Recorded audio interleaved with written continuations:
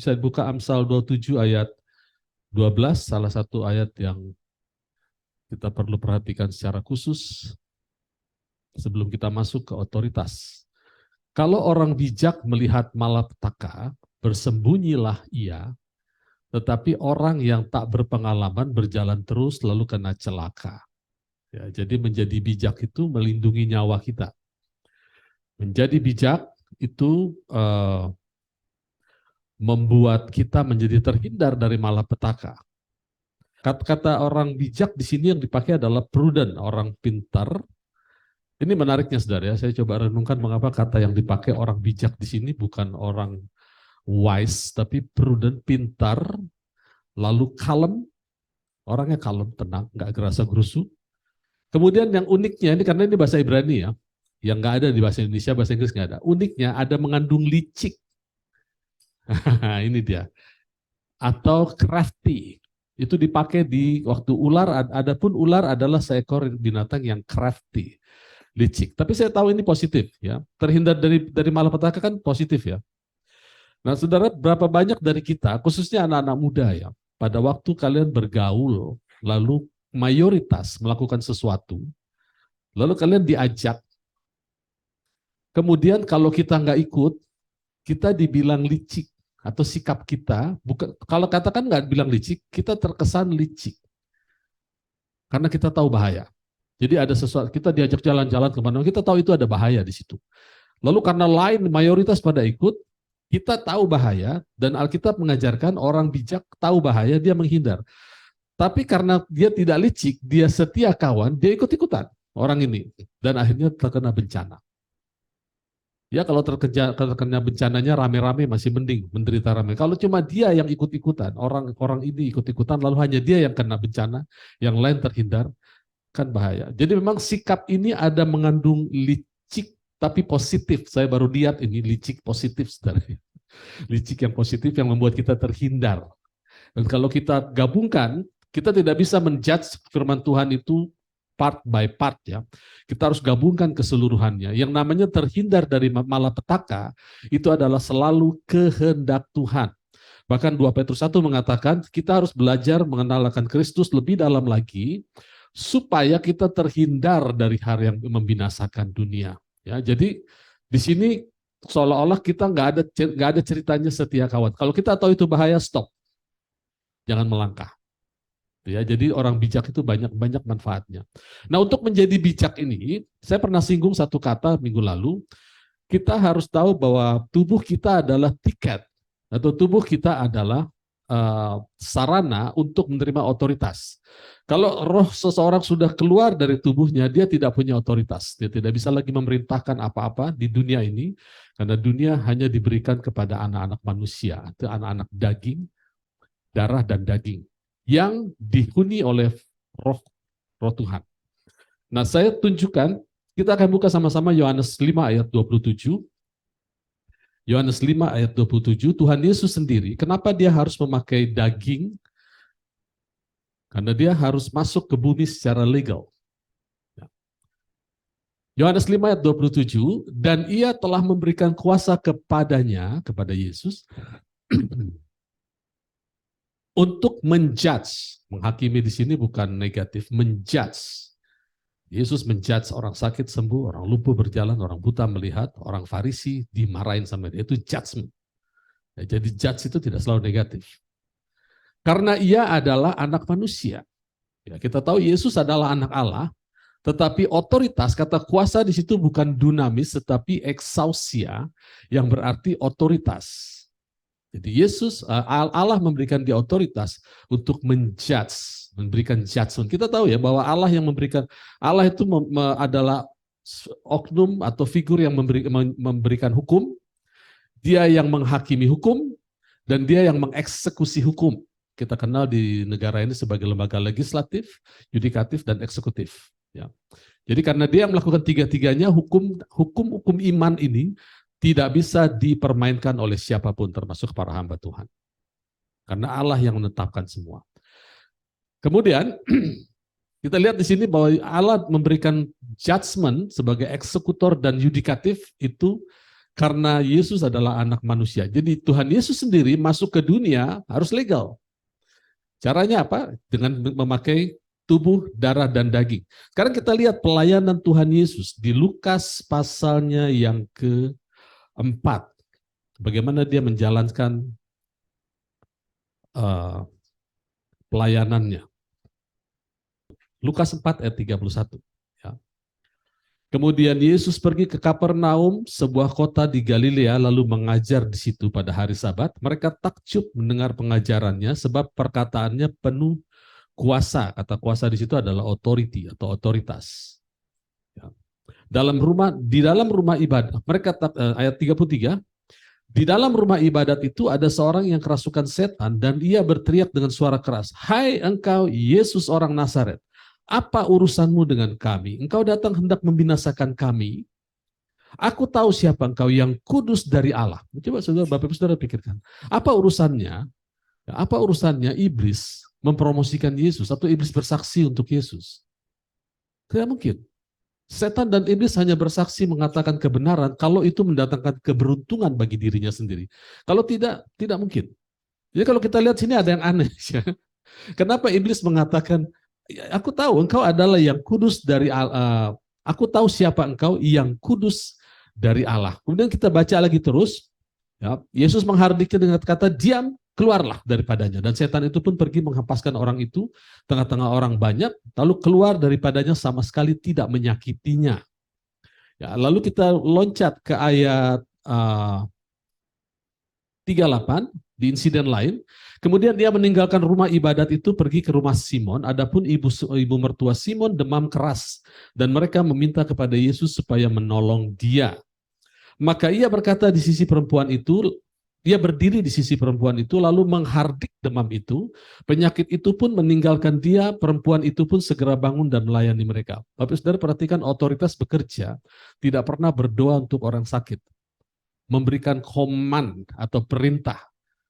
Jadi kita jangan kalau ada orang sakit, kita doanya kurang lebih gini, jangan bilang, aku hardik engkau demam. Nah itu bukan menghardik ya. Keluar engkau demam, itu hanya menghardik ya. Kalau kita marah, aku marah sama kamu. Itu kurang marah. Kita tegur apa kesalahannya, itu marah ya. Jadi jangan aku hardik ke setan. Setan keluar kau, aku cabut. Penyakit keluar, aku cabut dalam nama Yesus. Gitu ya. Ketika ayat 40, ketika matahari terbenam, semua orang membawa kepadanya orang-orang sakit yang menderita bermacam-macam penyakit. Ia pun meletakkan tangannya ke atas mereka masing-masing dan menyembuhkan mereka. Ya, meletakkan tangan. Ya, tidak ada lagi Bapak Ibu Saudara lihat Tuhan Yesus berdoa untuk orang sakit. Dia berjalan dengan otoritas. Ayat 41. Dan dari banyak orang keluar juga setan-setan sambil berteriak, engkau adalah anak Allah. Lalu ia dengan keras melarang mereka, tidak memperbolehkan mereka berbicara, karena mereka tahu bahwa ia adalah Mesias. 2 ayat saja, coba kita renungkan. Apa urusannya iblis mempromosikan atau bersaksi tentang Yesus, siapa Yesus? Itu bukan bersaksi. Aku tahu engkau yang kudus dari Allah, engkau adalah anak Allah. Pertama dia bilang kau yang kudus, bawahnya bilang kau anak Allah. Mengapa iblis teriak begitu? Karena iblis komplain. Engkau kan roh. Kenapa engkau mengusir kami? Kenapa engkau mengganggu? Bukankah manusia? Coba kita buka di Mazmur 115. Mazmur 115 ayat 16. Iblis tahu ayat ini, Bapak Saudara. Langit itu langit kepunyaan Tuhan. The heaven is the Lord's. Jadi bukan hanya langit, tapi bahkan tahta yang tertinggi. 3 lapis langit itu punya Tuhan. Ya. Langit pertama, kedua, dan ketiga. Dan bumi itu diberikan kepada anak-anak manusia. Iblis tahu ayat ini.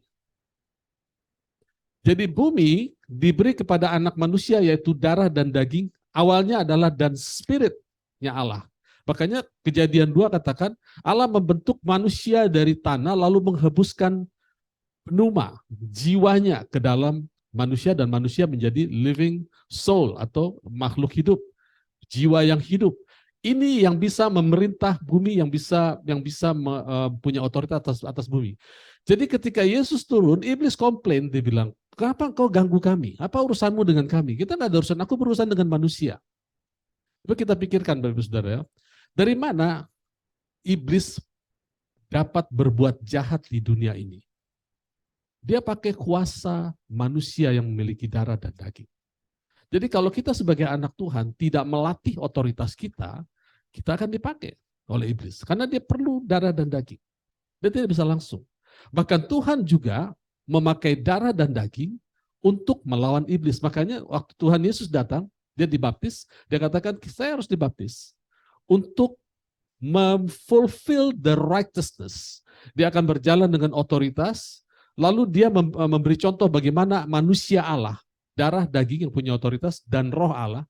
Karena begini, roh Allah itu menguasai langit dan bumi, manusia diberikan menguasai langit semua dan bumi, tapi untuk bumi itu diberikan kepada manusia. Sehingga yang awal ciptaan dia, manusia pertama itu adalah manusia darah dan daging yang dipenuhi roh Allah.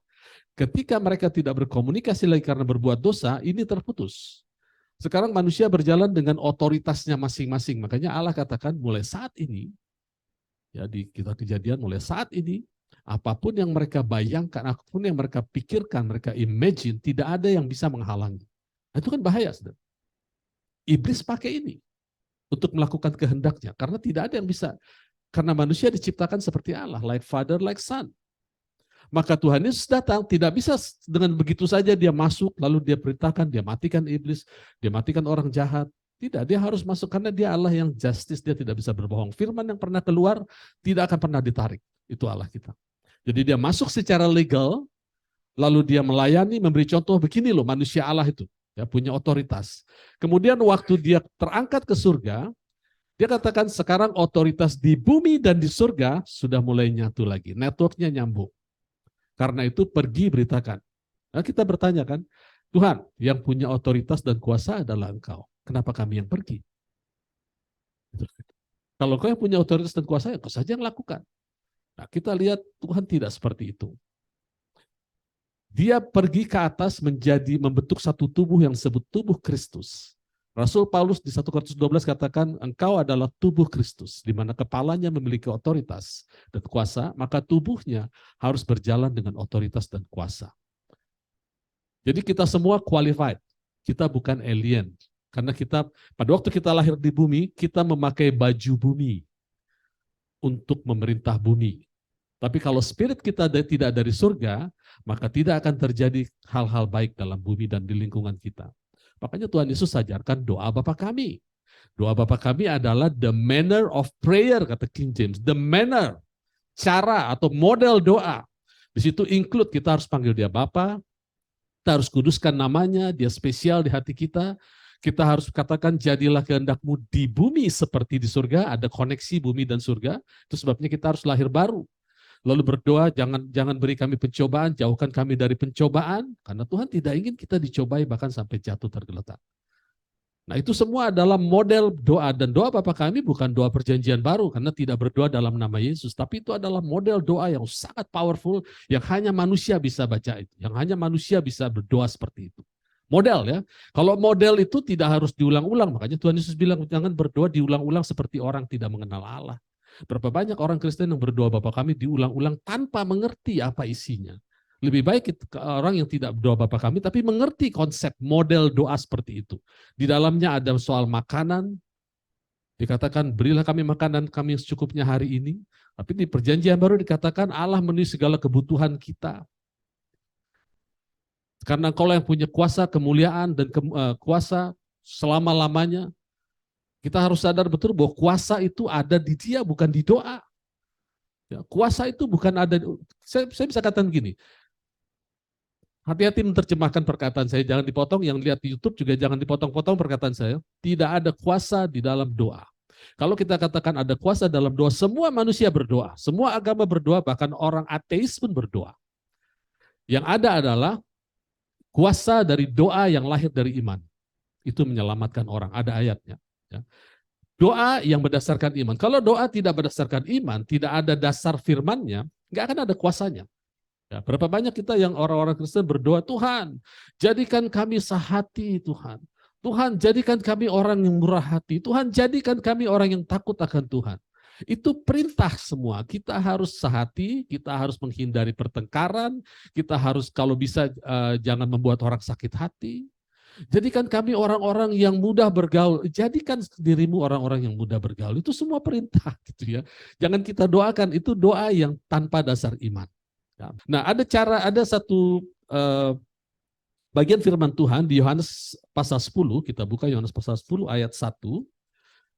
Itu satu rahasia yang mengajarkan tentang bagaimana otoritas itu berjalan sesungguhnya. Yohanes 10 ayat 1. Aku berkata kepadamu, sesungguhnya siapa yang masuk ke dalam kandang domba dan tidak melalui pintu, tetapi dengan memanjat tembok, ia adalah seorang pencuri dan seorang perampok. Kita tahu dalam bahasa Inggrisnya tidak ada kata tembok.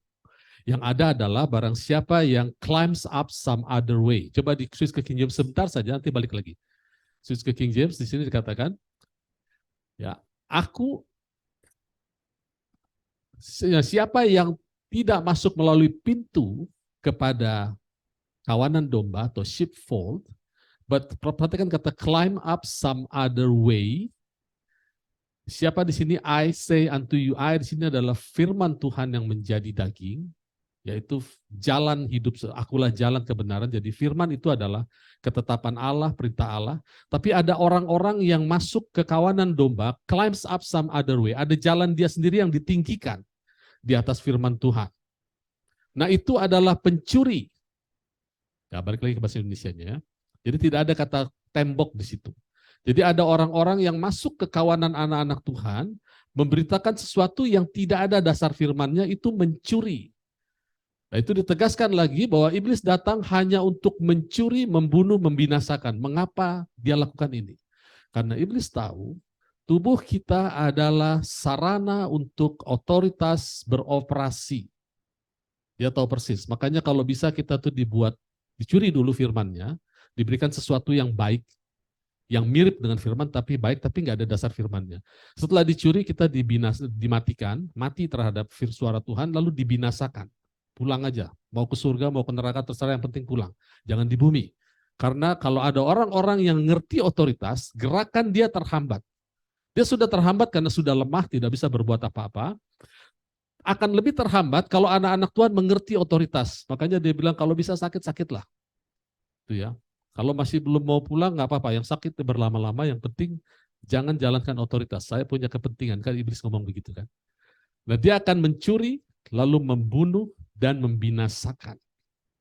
Nah, dia happy kalau seperti itu. Maka sekarang kita bisa memandang mengapa tubuh itu penting dan Tuhan ingin kita sembuh dari segala sakit, penyakit, dan kelemahan. Karena Tuhan ingin otoritasnya running di bumi ini. Dan kemuliaannya nyata di bumi ini. Itu yang dia inginkan. Jangan mau dicuri. Banyak kata-kata yang mirip dengan firman Tuhan, tapi tidak dari firman Tuhan. Ya. Saya ambil contoh aja satu ya, yang mirip sekali dan sama baiknya, tapi ada sedikit bahayanya kalau orang nggak mengerti. Sama baiknya. Saya ambil contoh misalnya ya, saya renungkan contoh yang baik apa, tapi ini yang paling baik ya, mengenai mesbah keluarga. Itu baik. Ya, Bapak, Ibu, anak kumpul pagi, doa, baca firman, ya, terus merenungkan firman sama-sama. Setelah itu selesai. Itu baik. Ya, itu bekal buat anak-anak. Tapi saya coba cari di Alkitab, nggak ada saudara mesbah keluarga. Terus saya tanya Tuhan, lalu apa yang baik untuk keluarga berkumpul? Ada satu ayat di dalam kitab Ulangan dikatakan, 2 kali dikatakan, pegang firmanku, renungkan siang dan malam, ajarkan itu kepada anak-anakmu, tentu kepada seisi keluarga, pada saat engkau duduk, engkau jalan, engkau berbaring, dimanapun. Dan itu diberikan, perintah itu diberikan kepada bangsa yang tegar tengkuk. Bukan bangsa yang baik-baik, bukan orang tua yang saleh, bukan. Bangsa yang tegar tengkuk. Karena dikatakan sesungguhnya engkau bangsa yang tegar tengkuk. Pada kitab yang sama. Artinya apa? Tuhan tidak pernah taruh confident-nya di dalam attitude siapapun. Dia taruh confident-nya di dalam firman. Nah, apa bedanya orang melakukan mesbah keluarga dan melakukan apa yang dikatakan di kitab Ulangan itu, Ulangan pasal 6 kalau tidak salah. Bedanya tipis sekali. Hanya orang-orang yang confident dengan firman Tuhan, dia akan ngomong sepanjang hari mengenai firman Tuhan. Nah, bagaimana dengan yang melakukan mesbah keluarga? Bisa juga ya, tetapi kebanyakan yang saya temui adalah mereka hanya bisa bicara baik pada saat ibadah keluarga. Keluar dari situ, dia bisa murka kepada anak-anaknya dengan perkataan-perkataan yang meng-cancel perkataan ibadah tadi. Saya ketemu banyak. Ya. Jadi saya tidak katakan mesbah keluarga tidak baik, baik mesbah keluarga. Tapi lebih baik lagi tambah atau dilakukan apa yang Tuhan katakan. Ini tidak pernah di-cancel. Perkataan Tuhan, bicarakan firman siang dan malam pada waktu kau duduk, pada waktu jalan, itu tidak pernah cancel. Itu ya. Tuhan ingin kontinuitas di dalam hidup kita.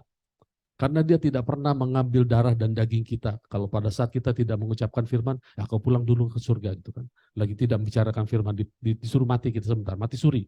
Sekarang waktunya ibadah atau waktunya baca firman dikembalikan lagi darah dan daging. Tidak, Tuhan kita di lost 24 jam. Maka Tuhan juga ingin melos firman-Nya 24 jam. Ya, makanya dia katakan, bicarakan. Barang siapa yang berbicara seperti seolah-olah orang yang ingin menyampaikan firman Tuhan. Ya, jadi di sini dikatakan, firman ini mengatakan, aku berkata kepadamu, sesungguhnya siapa yang masuk melalui ke dalam kandang domba tidak melalui pintu. Kemudian ayat 2, tetapi siapa yang masuk melalui pintu, ia adalah gembala domba. Nah uniknya begini saudara, ayat ini, perikop ini bilang, akulah pintu. Tapi dia adalah gembala, akulah gembala. Nah, ini kan unik. Saya coba renungkan. Mengapa Tuhan pakai perumpamaan yang menurut saya blunder. Tapi menurut Tuhan itu hikmat. Blunder itu gini. Kalau pintu ya pintu, gembala. Jangan disamakan. Tapi Tuhan katakan, aku pintu. Nah pintu ini adalah akses legal kepada kawanan domba. Barang siapa yang tidak melalui pintu, siapa pintu ini? Aku, kata Tuhan. Kata Tuhan Yesus, aku. Artinya manusia flesh, darah dan daging yang diisi dengan roh Allah. Sehingga domba-domba, kawanan jemaat ini menjadi manusia flesh, darah dan daging yang berisi firman Allah. Itu cara legal. Kalau orang masuk ke kawanan domba, katakanlah gereja atau persekutuan umat Kristen, masuk, tapi dengan konsep-konsep yang tidak dari Alkitab, maka kawanan domba itu akan tetap menjadi darah dan daging tanpa roh Tuhan, tanpa firman Allah. Itu ilegal. Ya, ilegal. Jadi seberapa bodohnya pun pemberitaan Injil, hanya itu saja, selama itu firman Allah itu legal. Kemudian, ia adalah gembala domba. Kita baca apa sih konteksnya ya. Kita baca di pertama, akulah pintu, ayat 9, loncat ke ayat 9. Akulah pintu, barang siapa masuk melalui aku, ia akan selamat. Ya. Hanya orang-orang yang berhikmat yang selamat. Tadi kita buka di Amsal, orang bijak itu tahu ada bahaya, dia tanam firman, dan dia selamat. Dan dia akan masuk dan keluar dan menemukan padang rumput. Jadi keluar masuknya selamat. Kita ingat Ulangan 28 jadinya kan. Diberkatilah engkau pada masuk, diberkatilah engkau pada waktu keluar. Mengapa selamat? Karena dia memegang firman. Nah, minggu lalu kita bicara mengenai fondasi bangunan. Untuk fondasi bisa memegang bangunan di atasnya, itu harus dibuat sama, harus senyawanya sama. Kalau tidak, bangunannya akan bergeser. Makanya dicor, lalu dibangun bangunan di atasnya, apapun itu harus dibuat sama dengan fondasinya. Jadi apapun yang kita lakukan dalam hidup ini, ya sama dengan apa yang Allah kata, dengan firman Tuhan katakan. Ya. Kemudian, itu ayat 9, pindah ke ayat 11, loncat karena ayat 10 kita udah baca. Akulah gembala yang baik memberikan nyawanya bagi domba-dombanya. Ya, perhatikan. Akulah pintu katanya. Tapi aku juga gembala. Double ya. Siapapun yang masuk lewat pintu, itu akan membuat kawanan domba selamat. Jadi dia legal masuknya. Waktu kawanan domba menjadi dimasuki oleh orang-orang yang legal, punya darah dan daging dan punya spirit ke Tuhan, maka gembala datang juga masuk. Saya masih bertanya sama Tuhan, siapa yang buka pintu? Karena dibilang penjaga pintu akan membukakan pintu. Ya nanti lain kali kalau Tuhan bukakan, saya akan bagikan. Tapi saat ini saya duga itu adalah Roh Kudus. Allah sendiri. Karena Allah mengatakan, pintu yang kubuka tidak seorang pun bisa menutup, pintu yang kututup tidak bisa seorang pun membuka. Ya. Jadi keep in mind itu Roh Kudus. Jadi gembala masuk, Kepentingannya adalah memberikan nyawa. Nah, kalau diterjemahkan nyawa, ini terlalu sempit. Dalam bahasa aslinya itu life, memberikan hidupnya. Apa sih hidupnya? Di situ ada keselamatan, ada kesembuhan, ada umur panjang, life. Ya. Ada semua kepenuhan Allah ada di situ. Itu diberikan kepada domba-dombanya yang diajarkan oleh orang-orang yang legal masuk. Jadi pintu itu ada legalitas untuk orang masuk ke kawanan domba. Jadi kita sebagai domba Allah, juga sebagai umat Allah, gitu ya, kita juga harus selektif, saudara, dengar firman Tuhan. Kalau ada orang yang kira-kira nyinyir, udah mulai melenceng, udah tolak aja, tutup kuping. Karena kalau enggak, kita tahu itu bahaya buat telinga kita, itu bahaya buat hati kita. Terus kita biarkan, kita terkena lah. Iman tidak bertumbuh, artinya kita terkena malapetaka, karena kita ikut serta dengan orang yang mengabaikan firman. Nah, Allah datang, maksudnya adalah memberikan hidupnya supaya kita mengambil bagian dalam kodrat ilahi. Kita nggak usah buka ayatnya, karena ini semua nyambung, benang merahnya jadi nyambung waktu saya renungkan ini. Kita mengambil kodrat ilahi, kita terhindar dari kehancuran. Kemudian ada perintah di 1 Yohanes 3 ayat 16, coba baca. Satu perintah. Jadi kita tidak sekedar hidup untuk hidup sendiri. 1 Yohanes 3 ayat 16 bilang begini. Demikian kita ketahui kasih Kristus, yaitu bahwa ia telah menyerahkan nyawanya. Kata menyerahkan, ya, kata menyerahkan di sini sama dengan kata menyerahkan di Yohanes tadi, memberikan nyawanya untuk kita. Jadi kita pun wajib menyerahkan hidup yang Tuhan, yang kita terima dari Tuhan. Ini bukan mengajar kita menjadi martir asal-asalan, saudara, mati untuk Tuhan. Bukan, saudara, orang tuh nggak tunggu kita mati. Orang dunia tuh tunggu kita menyerahkan nyawa kita, yaitu Kristus yang hidup di dalam kita. Jadi sebetulnya sebelum, kalau kita mau lebih lengkap, sebelum masuk ya, ia telah menyerahkan nyawanya untuk kita, kan ada titik koma di situ ya. Ia telah menyerahkan nyawanya untuk kita, lalu kita masukkan Galatia 2 ayat 20. Sehingga aku hidup bukan aku lagi, tetapi Kristus yang hidup di dalamku. Maka jadi kita pun wajib menyerahkan Kristus untuk saudara-saudara kita. Supaya kita legal, saudara, bicara sama saudara-saudara kita. Kalau enggak ilegal, saudara. Untuk kita legal, pembicara dimanapun masuk ke kawanan jemaat Tuhan harus legal bicaranya, yaitu punya darah dan daging, dan diisi dengan otoritas firman Tuhan. Itu syaratnya. Jadi kalau kita putus-putus, kita mau mati bagi Tuhan, mati bagi Tuhan. Buat apa, saudara? Gak penting. Tapi kalau kita menyerahkan Kristus, maksudnya apa menyerahkan Kristus? Kalau ada saudara-saudara kita yang berkekurangan, sakit, sembuhkan seperti Kristus Tuhan Yesus. Itu melakukan, dia menyerahkan hidupnya itu unik, saudara. Ya. Otoritas itu kalau kita mencapai satu tingkat pengertian yang dalam, ya, itu sesuatu yang sangat memberkati. Ini kerinduan saya terus terang, saudara. Kerinduan saya untuk berjalan itu, dan saya mentransfer pada jemaat di tempat ini, semua rekan-rekan. Sehingga kita sama, karena kita level kita sudah sama, kita Kristus semua. Ada 2 kali di kitab Yohanes dikatakan ada orang disembuhkan Yesus nggak kenal sama Tuhan. Ada yang tahu? Yang pertama, waktu dia seorang yang mengalami buta. Itu ketemu Tuhan di kolam Bethesda. Disembuhkan Tuhan. Lalu dia, orang Farisi komplain karena pas hari Sabat. Ditanya, siapa yang menyembuhkanmu? Nggak tahu, ada orang disebut namanya Yesus. Bayangin, yang disembuhkan tidak tahu. Tapi sang authority ini berjalan dengan tanda kutip sesuka-suka dia. Dia pun nggak minta sembuh. Orang kedua adalah orang yang lumpuh di kolam Siloam. Dia nunggu nyebur ke kolam Siloam, kalau ada malaikat menggoncang-goncang kolam. Dia disembuhkan, sama lagi, ditanya sama orang Farisi. Jadi Tuhan Yesus menyembuhkan dengan otoritas itu, bukan berarti langsung orang Yerusalem bilang, wah puji Tuhan luar biasa dia menyembuhkan orang. Mari kita angkat dia menjadi gembala sidang di Yerusalem. Enggak, saudara. Bahkan malah dibilang, mari kita bunuh dia. Waktu ditanya siapa yang menyembuhkanmu? Nggak tahu saya. Dia entah nabi, entah bukan, yang penting tadinya aku lumpuh, sekarang aku berjalan. Dia nggak tahu. Tapi otoritas berjalan dengan begitu bebasnya.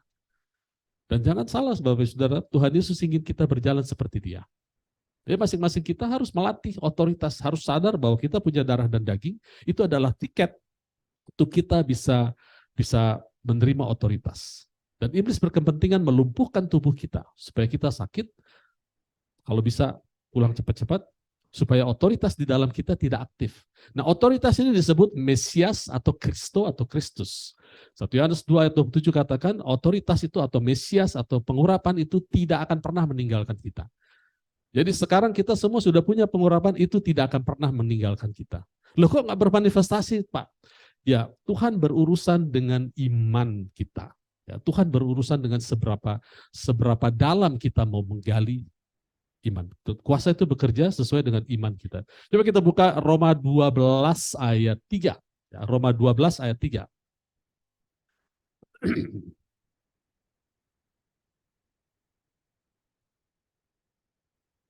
Roma 12 ayat 3.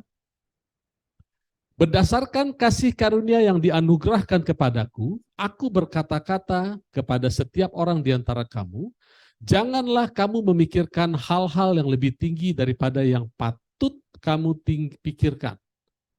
Tetapi hendaklah kamu berpikir begitu rupa, kata begitu rupa ini adalah hendaklah kamu berpikir mengarah kepada sound mind, itu dalam bahasa Girikanya ya, nggak usah dibuka, saya sudah bedah ayat ini. Begitu rupa itu seperti apa? Berpikirlah dengan sound mind, karena Allah tidak memberikan roh takut, tapi roh kuasa, kasih, dan sound mind, atau ketertiban bahasa Indonesia. Berpikirlah dengan pikiran yang sound mind, sehingga kamu menguasai diri. Kuasai diri, ya, nanti kita bahas lagi apa itu kuasai diri. Ini powerful sekali. Menurut ukuran iman yang dikaruniakan Allah kepada kamu masing-masing. Coba di switch ke King James, kata menurut ukuran iman akan saya terjemahkan. Jadi dari mulai pikiran, ya, kemudian kuasai diri. Di situ dikatakan yang bawah ya, yang tengah-tengah tuh setelah titik koma, but to think soberly. Soberly inilah yang towards sound mind, mengarah kepada pikiran yang sehat. According, sesuai as God had dealt, berurusan kepada setiap orang dengan ukuran iman. Jadi Allah berurusan dengan setiap kita menurut ukuran iman, bukan satu ukuran, bukan a measure. Ya, anak-anak yang belajar bahasa Inggris tahu bedanya kata a dengan the.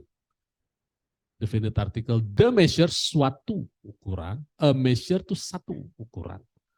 Kalau satu ukuran masing-masing satu. Kalau ini suatu, tergantung iman kita. Sekarang pertanyaannya, bagaimana Allah mengukur iman kita? Karena dia berurusan dengan iman kita. Ukuran iman. Satu-satunya cara adalah dengan sebanyak apa firman Tuhan tertanam dalam-dalam di hati kita. Kalau kita balik ke pelajaran minggu lalu, orang bijak itu melakukan firman. Apa itu melakukan firman? Dalam Matius 7 konteksnya adalah menggali fondasi, taruh di situ, batu adalah Kristus, dan menanam fondasi itu adalah menanam firman di dalam hati kita. Jadi semakin banyak kita tanam firman, kita tidak perlu langsung taruh pengharapan ke situ, karena belum tentu kita, misalnya kita percaya Tuhan Yesus sudah menyembuhkan segala sakit penyakitku, tapi kita nggak sakit, nah kita tidak perlu berharap sembuh. Setuju Bapak Ibu Saudara? Oh nggak sakit, apa yang bersalah? Tuhan Yesus memenuhi segala kebutuhan. Nah orang-orang yang sudah cukup, yang sudah secara finansial cukup, itu tidak akan menaruh pengharapan begitu rupa kepada pemeliharaan Tuhan dalam pengertian keuangan yang Tuhan suplai. Bukan, karena Tuhan sudah memberikan kekuatan untuk menjadi kaya. Jadi pengharapan itu justru dibutuhkan pada saat kita memerlukan. Dan itu tidak kelihatan. Karena bagaimana pengharapan kelihatan kalau sudah dilihat? Waktu kita mengharap itulah iman memberikan substansi. Membuat itu menjadi real, menjadi nyata. Nah prosesnya itu butuh waktu, butuh kesabaran. Tapi harus dapat. Jadi jangan dibilang, misalnya kita sakit, kok saya belum sembuh, saya udah ucapkan firman, kok belum sembuh? Nah itu perkataan, itu pola pikir iblis, belum sembuh. Harusnya sembuh, pasti. Ya, sembuh. Gitu ya. Ucapkan terus. Lalu Tuhan katakan, jangan katakan, kok nggak jalan Tuhan? Nah itu bukan perkataan Tuhan. Tuhan akan bilang, itu bukan perkataanku. Tapi nggak jalan Tuhan, itu bukan perkataanku. Lakukan terus, tanam. Karena bukan mengucapkan firman yang menyembuhkan, tapi firman yang bekerja di dalam hati kita. Nah firman atau benih ini punya attitude can do. Can do tahu. Saudara kalau ngelamar kerja, ada dicari karyawan yang punya attitude can do. Apa sih istilahnya can? Bukan can do deh, itu pokoknya bisa, aku bisa. Itu orang cari kerja kan begitu ya, nyari karyawan begitu. Nah, benih ini punya attitude can do. Soalnya dia bilang gini, tanam aku di hatimu yang lembut, yang tidak ada batu, yang tidak ada semak belukar. Lihat apa yang akan aku kerjakan. Itu benih ngomong begitu. Tanam saja aku, karena tugasku bertumbuh. Tugas tanah hatimu juga bertumbuh, asal kondisinya dipenuhi. Pertama, engkau dihujani dengan firman, seperti hujan dan salju turun ke tanah, membuat subur. Tanah tidak punya pilihan kecuali menumbuhkan benih. Nah, benih tidak punya pilihan kecuali tumbuh. Apapun yang dia lakukan akan tumbuh, asal jangan diganggu dengan kebimbangan dan keraguan. Ya, jadi dia punya can do attitude. Nah, Allah berurusan dengan kita sesuai dengan ukuran iman. Sebanyak apa firman yang kita tanam, sebanyak itulah Allah berurusan. Makanya ada firman mengatakan, betapa hebat kuasanya yang bekerja sesuai dengan kita yang percaya akan kekuatan kekuasaannya. Jadi sekalipun kita semua punya otoritas, tapi tidak pernah menanam, tidak pernah bekerja, menanam benih itu, maka kita akan jauh dari manifestasi firman Tuhan. Akan jauh. Makanya kita harus melatih tubuh kita. Ya. Kita buka 1 Korintus 9 ayat 25 dan 27. 1 Korintus 9 ayat 25 sampai 27. Ayat 25 mulai.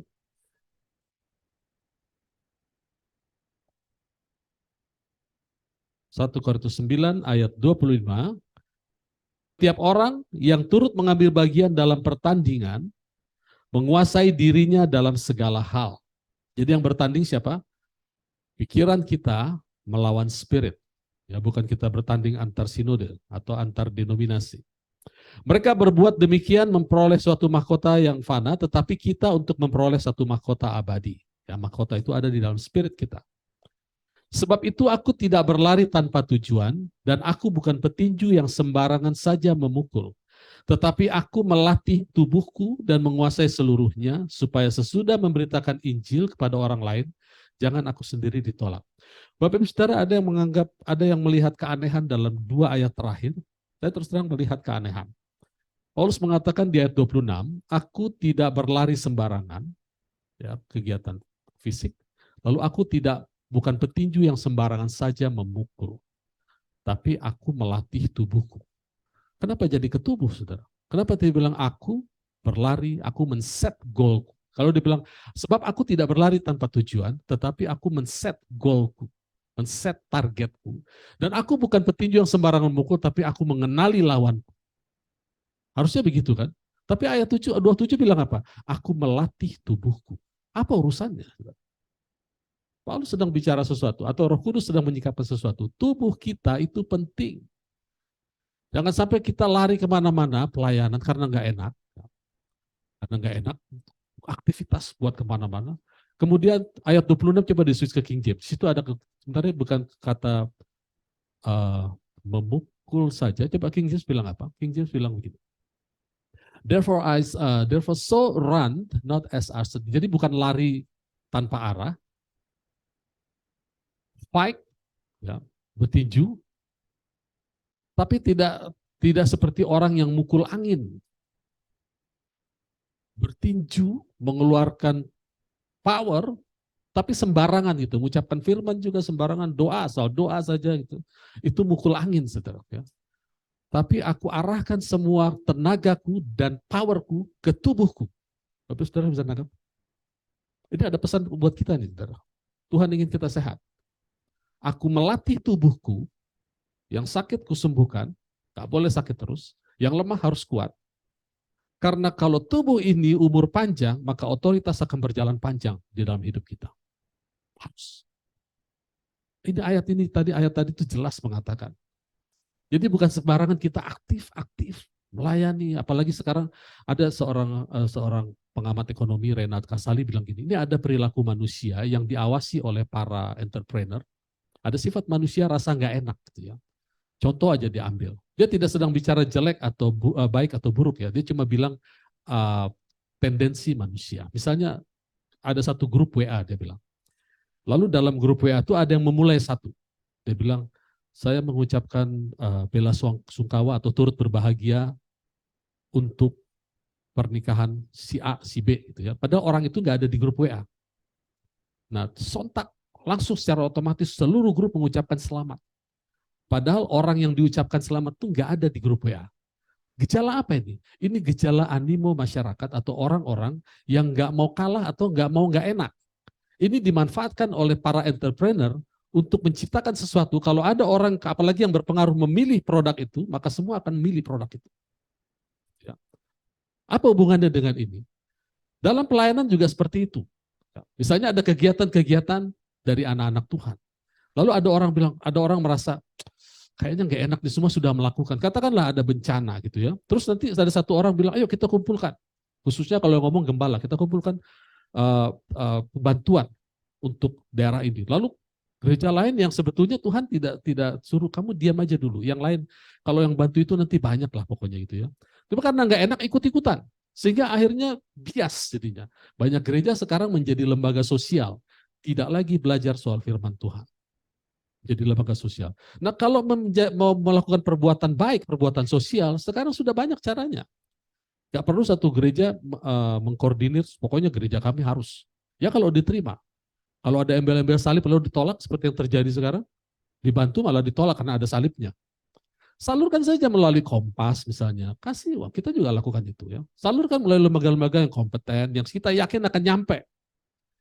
Tapi kalau Kristen ditolak gimana Pak? Gak usah peduli, yang penting kita bantu. Siapapun yang menyampaikan, yang penting sampai. Target kita adalah uang itu sampai. Nah itu yang namanya tidak sembarangan meninju, tidak sembarangan melepaskan berkat, gitu kan. Nah sekarang karena tadi ya kita seperti berlari ke arah yang lain lari ke sana, kita lari ke sana, yang lain balik lagi, kita lari lagi. Lalu yang ya, jadi pelari sembarangan dan bertinju sembarangan. Gak perlu, kita harus bijak saudara. Paulus mengatakan aku lebih baik melatih tubuhku supaya aku menundukkannya. Coba ada ayat yang sama di situ, yang sama dengan 1 Korintus 9:27, Yakobus 3 ayat 2. Yakobus pasal 3 ayat 2. Sebab kita semua bersalah dalam banyak hal. Barang siapa tidak bersalah dalam perkataannya, ia adalah orang sempurna yang dapat juga mengendalikan seluruh tubuhnya. Lagi-lagi gitu, perkataan kita dikaitkan langsung. Mengapa selalu tubuh sih? Yakobus bilang soal tubuh. Paulus bilang soal tubuh. Mengapa? Karena tubuh adalah tiket kita mendapatkan otoritas. Tubuh adalah jalan masuk otoritas, target dari otoritas surga masuk ke dunia. Kalau kita tidak punya tubuh, nggak bisa melakukan otoritas. Makanya anak-anak Tuhan, se-powerful apapun dia, setelah tubuhnya pergi, dia tidak bisa, dia tidak bisa. Hanya hal-hal khusus lah. Ya, hal-hal khusus seperti Elisa, tulang-tulangnya masih bisa membangkitkan. Tapi secara umum, otoritas itu hanya jalan kalau tubuh kita sehat. Jadi Bapak Saudara, jadilah sehat. Jadi jadilah sehat dan jangan lagi terlalu mudah tergoncang-ganjing. Apalagi dikatakan tahun 2023 nanti makin pekat, gelap ekonomi. Ya, apalagi kalau yang mengucapkan hamba-hamba Tuhan. Ekonomi makin susah, orang makin susah. Dengarin apa kata Alkitab saja. Firman Tuhan katakan bangkit dan menjadi terang. Tapi kalau orang-orang cuma warning, saudara berdoa. Kota ini berdoa, berdoa. Apa yang didoakan? Gak tahu, pokoknya berdoa. Kan kita jadi bingung. Begitu terjadi betul-betul, wah hebat nih orang nih. Hebat orang ini. Tapi kita nggak tangkap pesannya. Apa yang harus kita lakukan sebagai orang percaya? Bukan hanya berdoa. Bangkit dan menjadi terang lah. Yesaya bilang bangkit dan menjadi terang. Sesungguhnya kekelaman menguasai bumi. Tapi terang Tuhan terbit atas. Yohanes katakan, bangkit menjadi teranglah. Terang itu, hidup itu adalah terang manusia. Dan itu sudah ada di dalam kita. Sesungguhnya kegelapan akan berusaha menguasai, tapi kegelapan tidak bisa menguasai. Jadi kalau kita dapat warning seperti itu, langsung berdoa, ucapkan firman, maka kegelapan tidak akan menguasai. Jadi ada jawaban, kalau ada bencana jawaban, apa jawabannya gitu ya. Kalau nggak ada jawaban ya kita takut. Tuhan tidak ingin kita takut. Tuhan ingin kita stabil. Ya. Puji Tuhan, Tuhan Yesus memberkati.